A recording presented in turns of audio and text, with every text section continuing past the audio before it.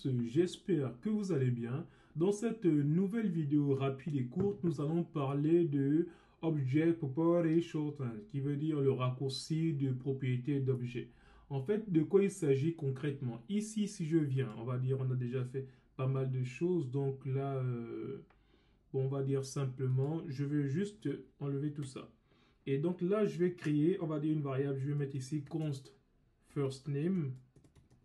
Ok, et là, je vais mettre ici first name, on va mettre Harry. Et last name, const last name, on va mettre McCode. Ok, donc ici, on a Harry McCode. Donc, si je veux créer un objet, comment on le fait de façon générale? En fait, sans on va dire, sans le Object Property Shorthand, comment on le fait? En fait, on le met de base quand on veut créer un objet JavaScript. On fait juste const, on va appeler juste, on va dire personne ou user, peu importe. Je vais mettre ici user. Et là, qu'est-ce que je vais mettre dedans? Je vais juste mettre le name. Ensuite, je mets le deux points, le name. Non, pardon, pas le name, je veux dire le first name. Pardon, le first name ici, deux points. On va mettre ici first name. Ensuite, maintenant, on met deuxième ligne, on va mettre ici le last name, deux points, last name.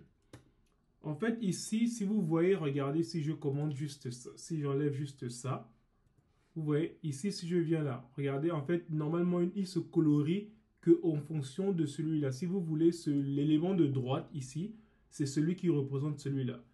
Là, c'est juste, on va dire, la valeur de la propriété, elle est ici. Et là, c'est juste la propriété qu'on donne. Donc ici, ça, c'est la propriété, ça, c'est sa valeur.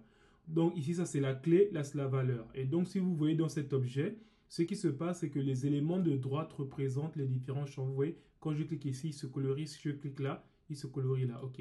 Donc, vous voyez, quand je clique ici, il ne se colorie pas. Si je clique ici, il ne se colorie pas. Mais quand je clique là, c'est lui qui se colorie pour dire bien que celui-là correspond bien à celui-là. Et là, pareil, si je clique là, celui-là correspond bien à celui-là. Donc ici, lorsqu'on fait ça et que je fais juste un console.log CLG de user, donc qu'est-ce qu'on obtient ici? Si je vais voir au niveau de mon navigateur, on obtient directement, vous voyez, l'objet, il est fait, Harry, et là, c'est McCode.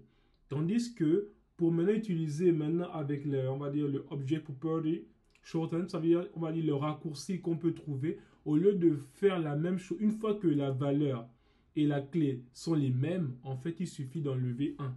Donc, on peut juste enlever ça, vous voyez, ici. Et là, pareil, je peux juste garder le second là. Et donc, ici, maintenant, si je vais voir là-bas, vous voyez, on a le même résultat. Donc, en fait, à la base, c'est comme ça que c'est défini. Mais aujourd'hui, avec cette capacité en JavaScript, on peut raccourcir ça de cette façon-là. Donc, les gens le font de façon automatique, mais ils ne savent pas, c'est une évolution de JavaScript qui avait été mise en place. Donc, c'est juste pour ça que je voulais vous montrer dans cette vidéo. Je donne rendez-vous à la vidéo prochaine. Merci.